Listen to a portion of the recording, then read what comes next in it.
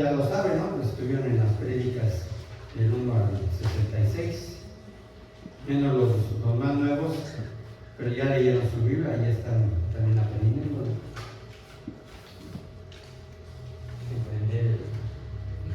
Ok, ponemos ya lo de la prédica, ¿no? Ahorita. Aquí tienen en su boletín resumido también todo lo que vamos a ver aquí arriba, para que no se me pierdan. ¿Aprendiste el micro? Ya.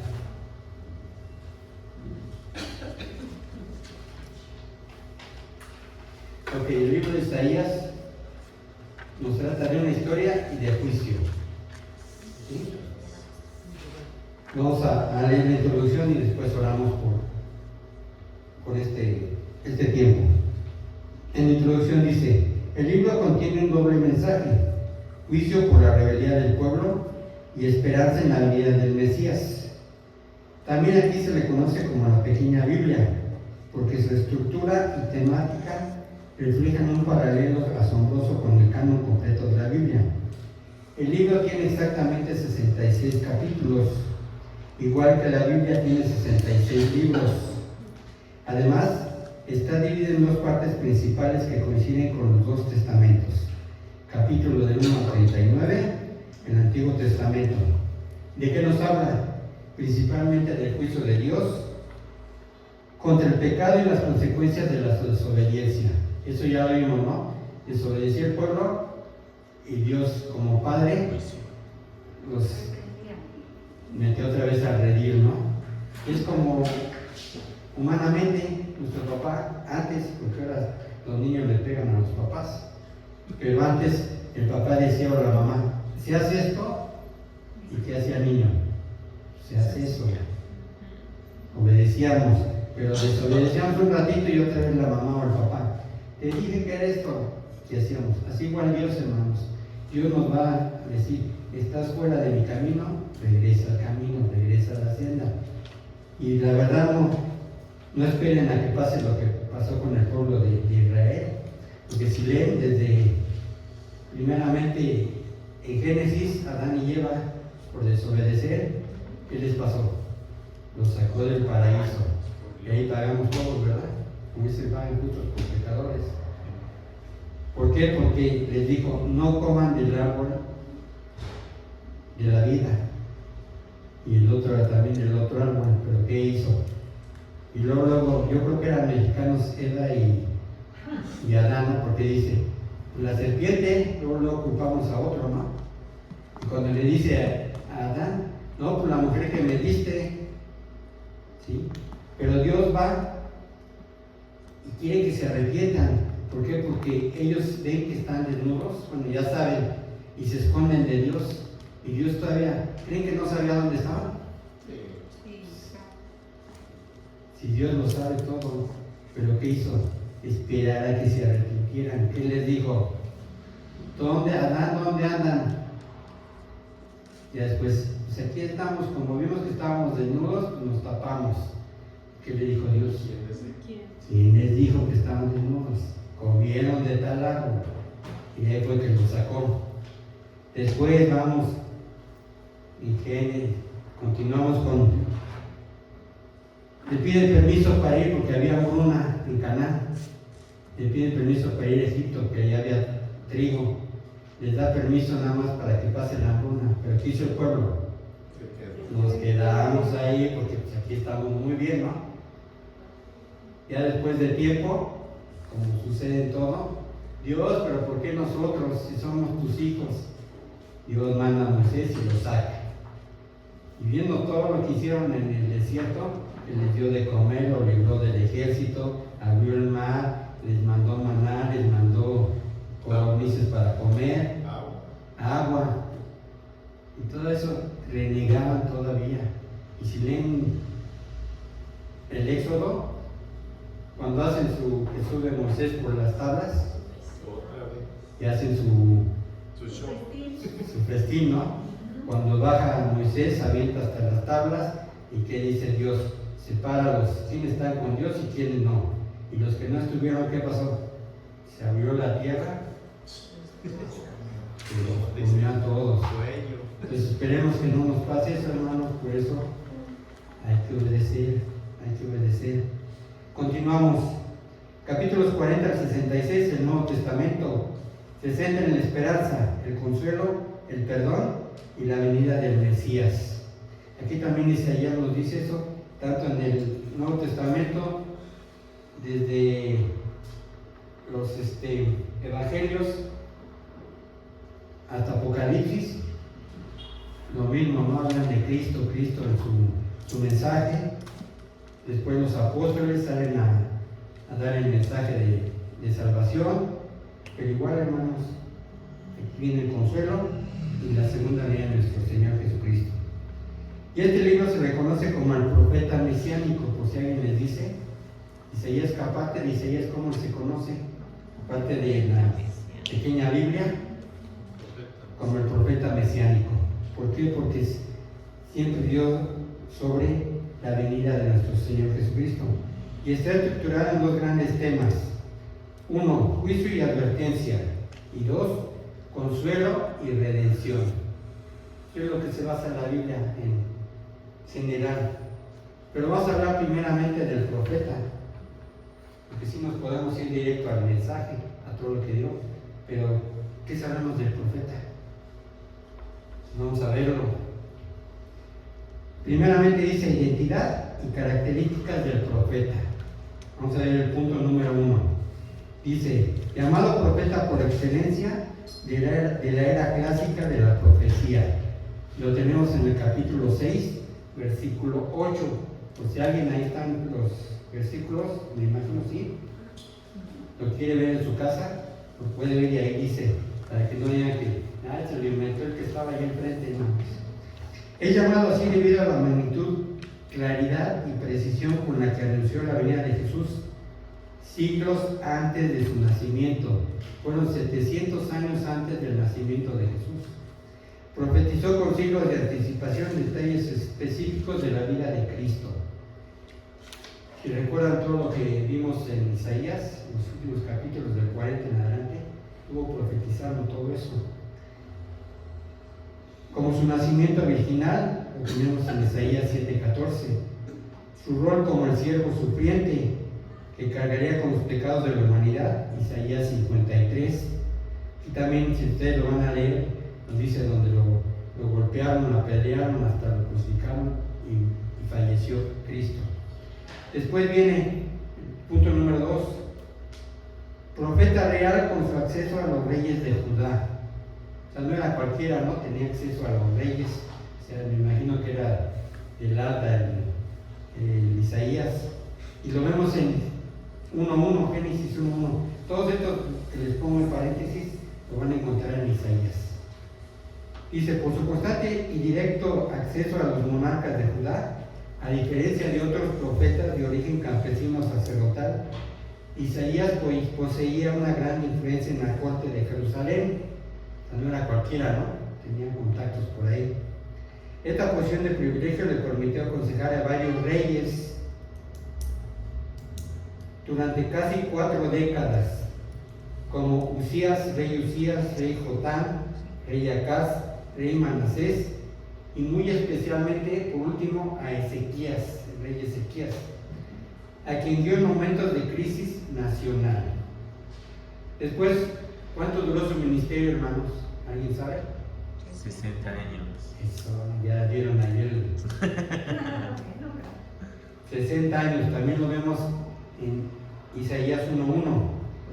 Aquí comenzó alrededor del año 740 a.C., el año de la muerte del rey Usías, y se extendió hasta principios del reinado de Manasés. Abarca la época de los reyes Usías, Jotam, Acaz y Ezequías. O sea, no era cualquiera y profetizaba nada más y nada menos que a los reyes, ¿verdad? No llegaba y hacía a la iglesia Dios de maravillas y decía, Dios me habló y me dijo que va a pasar esto. No, él se gozaba como desde arriba.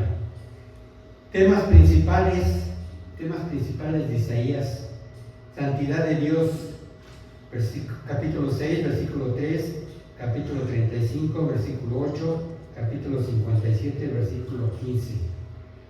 Representa la absoluta pureza, la santidad de Dios, imagínense, perfección y separación de Dios de toda creación y pecado.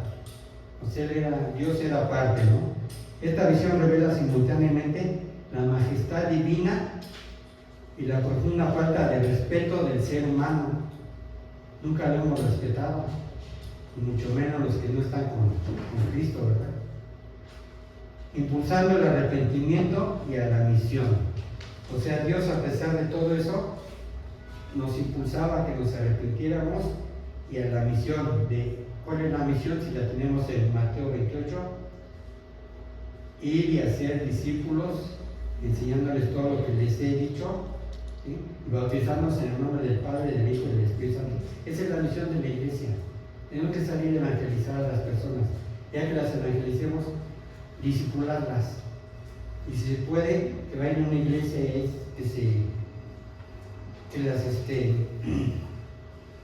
las bauticen. Esa es nuestra misión como iglesia. Si no hacemos eso, hermanos, no somos iglesia, nada más somos un show aquí, donde venimos a cotorrear, a comer bonito, y pues quién sabe qué está hablando de frente, pero yo vengo los domingos, ¿no? Eso me pide Dios, eso hago, ¿no? Si no salimos a dar la misión, no somos iglesia, hermanos. Y punto B, justicia y redención por el Mesías en su segunda venida como rey. También ahí les pongo los versículos. Isaías contrasta el pecado humano con la justicia divina, prometiendo un rey que establecerá un reino eterno de paz y equidad. Lo vimos en la prédica pasada, donde va a venir Jesús en su segunda venida, va a reinar 1000 años, después va a soltar al diablo, que lo tiene atado. Cuando ya lo suelte, todavía va a haber gente en esos 1000 años que viviendo con Cristo siendo el rey, todavía van a estar en contra de Jesucristo. Pero Él va a agarrar, va a abrir el libro de la vida, y los que estén inscritos, tenemos que estemos nosotros, para decir, pásenle conmigo, y los que no, van a ir al lago de fuego, donde nunca se van. Lo va a pasar como con la zarza ardiente. Moisés vio que había una zarza ardiente, pero no se quemaba. Cuando estemos en el lago, cuando estén en el lago de fuego algunos, van a estar así, crujir de dientes, y no se van a estar quemando, sino va a ser un sufrir para toda la eternidad. Datos personales: hijo de Amós, por eso tenía relación tan cercana con los reyes. Profetizó durante los reinados de Usías, que era Azarías, Jotam, Acaz, Ezequías y posiblemente Manasés. ¿Quién sabía que era casado? Casado con al menos 2 hijos de nombres simbólicos. Tenemos en los versículos 7.3 y 8.3. Su primer hijo se llamó Sear Yasub, que significa un remanente volverá, o esperanza para Judá. Y su segundo hijo le pusieron Maher Salal Hasbaz.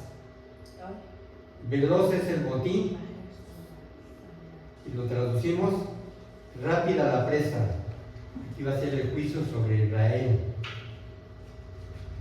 Pero muchos se han de preguntar quién era la esposa. Casado con una mujer a la que no se conocía simplemente como la profetisa. Si lo ven en el capítulo 8, versículo 3, dice: ve con tu esposa la profetisa y tu hijo Maher Salal Hasbat y haz esto. Ahí lo dice claramente, pero no tiene su nombre, nada más dice la profetisa. No dan el nombre. Muchos dicen que probablemente profetizaba en esa época, y otros dicen que como estaba con Isaías le decía las profecías y ella las podía llevar. Eso es lo que se dice, ¿no? 5. Tradición: posible linaje real, primo de Usías y acceso a la corte. En la antigua tradición judía registrada en el Talmud, esto no está en la Biblia, pero sí está registrado en el Talmud, y se sostiene que Isaías era de descendencia real y primo hermano de Usías, ya que sugiere que el padre de Isaías, Amós, y el padre de Usías, o sea, Amasías, eran hermanos. Se le atribuye un linaje aristocrático e incluso real dentro de la tradición judía, lo que facilita su acceso a las altas esferas del gobierno para transmitir sus mensajes divinos. Aparte, pues muchos iban con él, ¿no? Que decían, ay, ¿qué significa esto? O traemos una profecía sobre esto. Y Dios, como siempre le hablaba, nunca falló. Ahora vamos con el contexto histórico. Isaías vivió del siglo VIII al siglo VII antes de Cristo. Y aquí ustedes se preguntaban, ¿por qué del 8 al 7? Si ustedes ven, hay una línea desde Jesucristo para atrás. Empezamos 0, 1, 2, 3. Entonces él vivió del 8 al 7. Los años 742 al 690 o 87 antes de Cristo. Es decir, ¿por qué antes y después de Cristo? Muchos allá afuera en el mundo dicen, pero si no existió Cristo, ahí está una prueba. ¿Por qué las fechas estamos viendo en el 2026 después de Cristo? Que ahora ya los políticos quieren borrar eso, quieren poner nuevas fechas, pero ahí está la prueba, que es después de Cristo y antes de Cristo, ¿sí? Para que cuando les digan, ¿y cuándo dan una prueba de que Cristo vivió? ¿Qué fecha estamos? 2026 después de Cristo. Ahí está la fecha, ¿sí? Otro contexto histórico: auge del imperio asirio bajo los reyes como Tiglat-Pileser III, del 745 al 727 a.C., y Sargón II, 722 al 705 a.C. Época inicial: cuando inició Isaías, había paz y prosperidad bajo Usías, Judá, y Jeroboam II en Israel, cuando inició. Pero después el pueblo se despilfarró y ahí vinieron los problemas, como en todo lo hemos leído en la Biblia, como en todo ahorita. Cuando estamos muy bien, nos acordamos de Dios. Cuando estamos mal, ¿qué hacemos? Ay Dios, si tú me dieras esto, ay Dios, ¿por qué a mí? Si yo soy muy bueno. Aquí igual, hermanos, cuando Isaías empezó todavía paz y prosperidad bajo los reyes Usías y Jeroboam II. Pero empezó el pueblo a hacer de las suyas, como se sentían así como decía un pastor, la última Coca-Cola en el desierto. Imagínense, por la última papita, se sentían como eran los hijos de Dios, el pueblo elegido por Dios. ¿Qué nos puede hacer si Dios está con nosotros? Pero se desbordaron, hermanos. Prosperidad, complacencia espiritual, sincretismo e idolatría. Empezaron a tener una complacencia espiritual. Ah, sí, pues hoy sí, pero no. Mejor mira, con la diosa del amor, ahí está mi complacencia espiritual. Ahí tengo más gozo que con Dios, ¿no? E idolatría, empezaron a idolatrar a dioses. ¿Por qué? Porque también lo hizo los mismos reyes, ¿no? Tenían problemas con Egipto, con los asirios, y vamos a unirnos con fulano tal para que nos ayude. Y traían también sus costumbres, sus dioses, sus costumbres, todo eso. Empezó a haber idolatría. ¿Qué nos dice aquí? Trajo una peligrosa complacencia espiritual. El pueblo olvidó su dependencia de Dios, lo que abrió la puerta a un fuerte sincretismo, mezclar la fe en Yahvé con religiones paganas cananeas. Y también, por último, a la idolatría, hermanos. Ahora vamos con sus principales acontecimientos de todo el libro de Isaías. El primero: coalición Siria-Israel contra Siria. Intentan forzar a Judá a unirse. Aquí tienen un problema. Asiria los va a conquistar, y en vez de ir con Dios, no vamos a unirnos con Siria, y entre los dos no nos va a hacer nada a Siria. Dice: Siria y el reino de Israel formaron una coalición militar para resistir la expansión del imperio asirio. al negarse Judá, porque también querían que Judá se uniera con ellos, los aliados invadieron el territorio judío para derrocar al rey Acaz, lo que desencadenó la guerra sirio-efraimita. Le dijeron a Judá: vente con nosotros y lo atacamos. Y como Judá dijo: no, yo estoy con Dios, también atacan a Judá, ¿no? ¿Por qué? Porque no vienes con nosotros. Es como cuando vamos a jugar un partido de fútbol, tú tienes conmigo, estoy conmigo, y como no estoy con el otro, pues ahora vamos a patear al otro, ¿no? Así lo hicieron ellos. Judá no quiso unirse. ¿Por qué? Porque Judá entendía lo que Dios quería y Dios los iba a salvar. Después dice, caída de Samaria, lo tenemos ahí sus versículos. La caída de Samaria en el 722 a.C. marcó la destrucción del reino de Israel, del norte de Israel, a manos del imperio asirio. O sea, a pesar de su coalición, cayeron contra los asirios. Y el profeta Isaías, que vivía en el reino del sur, o sea, Judá, recuerden que Israel se dividió, el reino del norte y el reino del sur. Pues Isaías vivía en el reino del sur, en Judá. Este trágico evento fue la confirmación de las advertencias divinas del juicio inminente por la idolatría y la injusticia social. Si ustedes recuerdan, Isaías siempre les decía: vayan con Dios, acérquense a Dios, Dios nos va a salvar.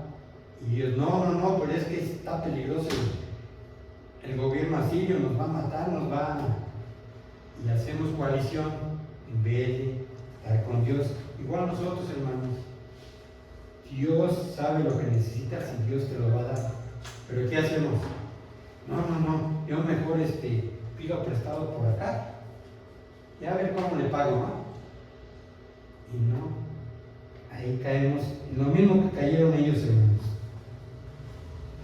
Después, Oseas, Israel retiene tributo, ataque asirio, deportación de 26,000 israelitas. Todos esos se los llevó. Tras negarse a pagar tributo y buscar una alianza con Egipto, el rey Oseas de Israel sufrió el ataque del ejército asirio, liderado por Salmanasar V. La capital resistió un asedio de 3 años hasta que finalmente en el 722 a.C., fecha en la que Sargón II consolidó el triunfo. A pesar de todo lo que hicieron y querían, de todos modos los atraparon, se llevaron, nos dice aquí que 27,000 israelitas fueron los que capturaron y los hicieron esclavos. Los asirios deportaron a gran parte de la población a las regiones de Gozán y Media, dando origen a la leyenda de las 10 tribus perdidas. Y repoblaron la zona con extranjeros, dando lugar a los samaritanos. O sea, ya que los conquistaron, ya que se mezclaron con otros, ¿sí? Repoblaron la zona con extranjeros, y aquí es donde surgen los samaritanos. Recuerden que los judíos con los samaritanos no tenían relación. No sé si recuerden a la mujer samaritana en el pozo. Dice que yo, Jesús, y le dijo: dame agua. Le dijo la mujer samaritana: pero tú eres judío, ¿por qué me hablas? Tenían ese problema, ¿no? Y desde entonces lo tuvieron. Invasión de Sennacherib, o sea, Siria, a Judá. En el 701 a.C., el rey asirio Sennacherib invadió Judá y sitió Jerusalén durante el reinado de Ezequías. Igual, hermanos, el rey asirio Sennacherib invadió Judá. Como sea, aunque no se alió Judá, pero ¿por qué fue invadido? Por la idolatría, hermanos. Ya Dios estaba cansado y dijo: voy a utilizar a los asirios para que los pongan en el redil a mi pueblo. Y fue lo que hizo. Ya después vemos que los salvó de los asirios, pero eso sucedió ¿por qué? Por idólatras, hermanos.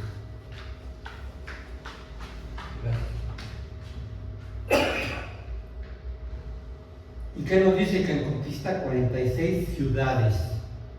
también en Segunda de Reyes, ahí lo tenemos.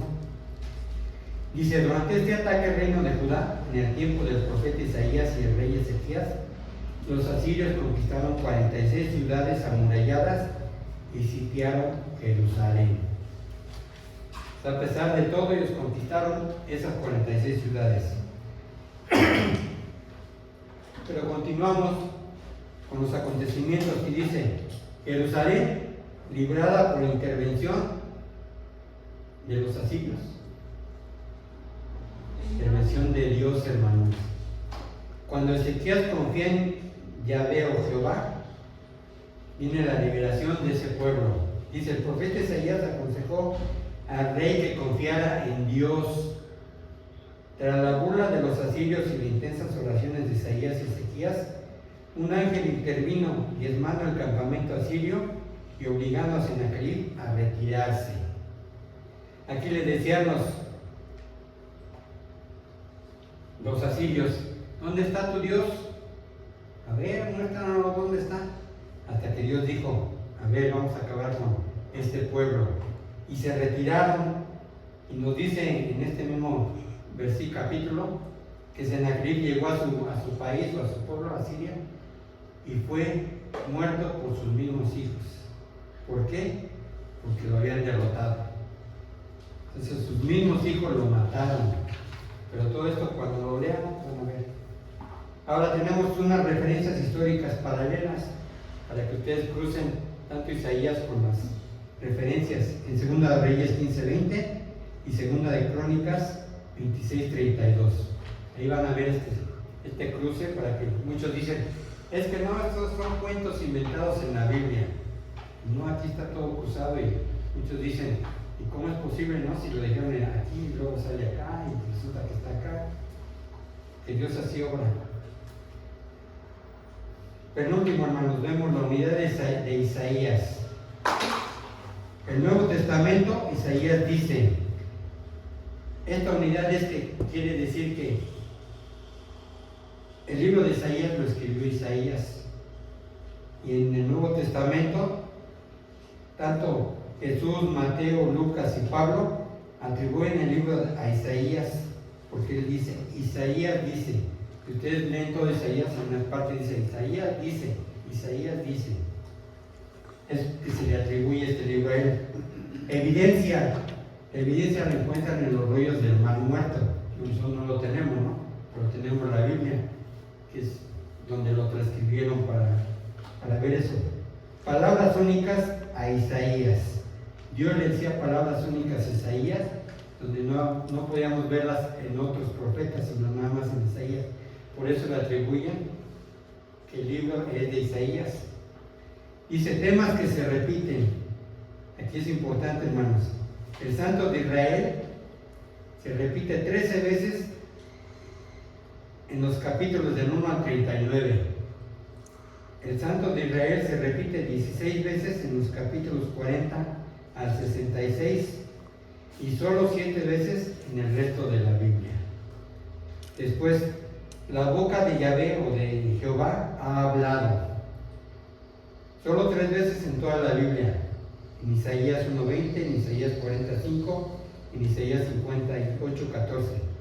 Los capítulos también que comienzan con un primer Isaías, segunda de Isaías y tercera de Isaías. Pues, luego dice, no temas.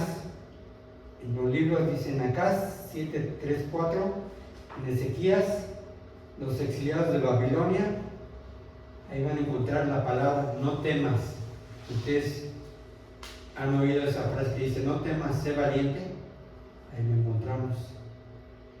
Entonces lo vamos a encontrar. Después dice, Babilonia es prominente en las dos secciones, del 13 al 21, y hay más referencias de los libros del 1 al 39 que en los capítulos del 40 al 66. Y por último, hermanos, Isaías y el Mesías. ¿Por qué dicen que era el profeta mesiánico?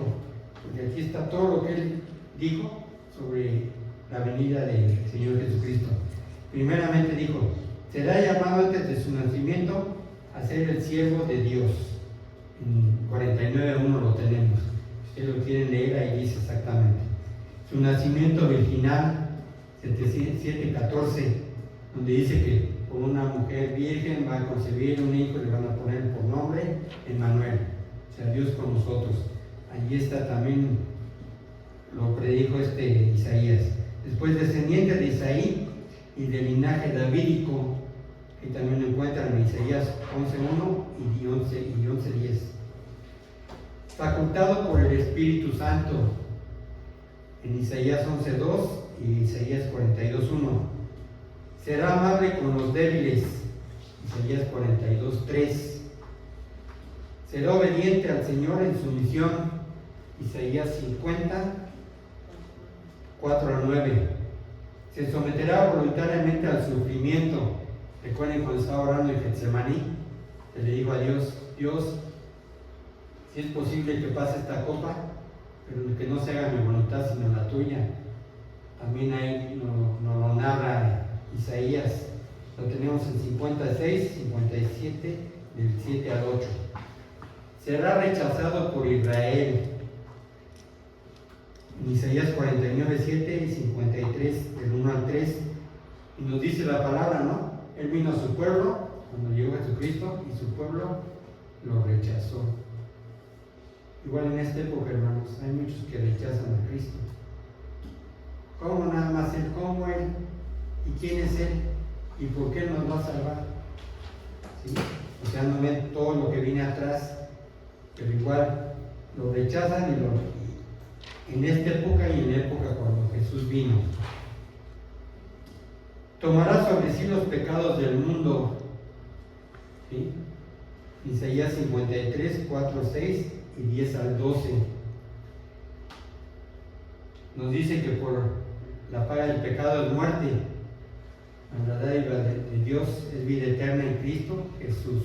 Jesús tomó el lugar de cada uno de nosotros para morir por nuestros pecados y darnos vida eterna, hermanos.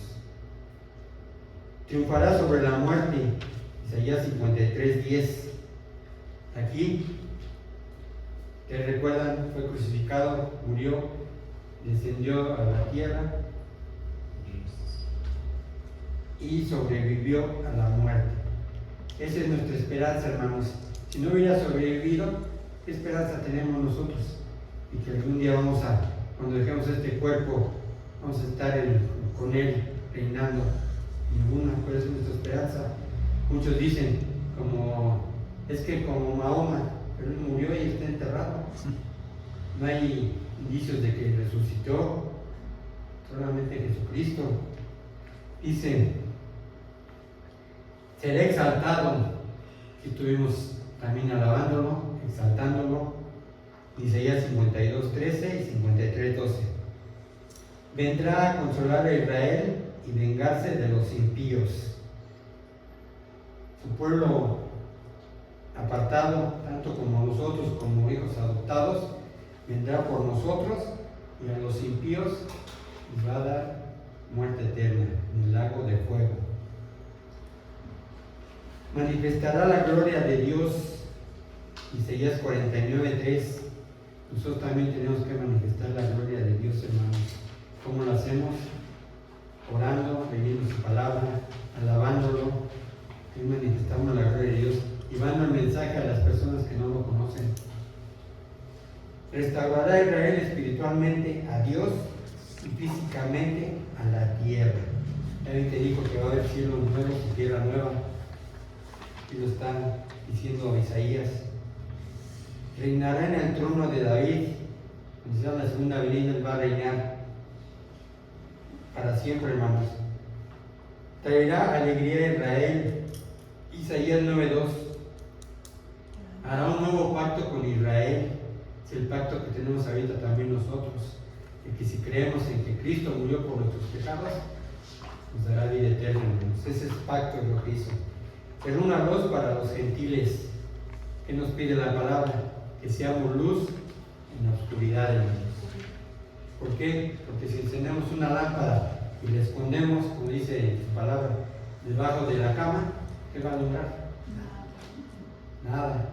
Entonces nosotros debemos ser luz para los que están en tinieblas, hermanos.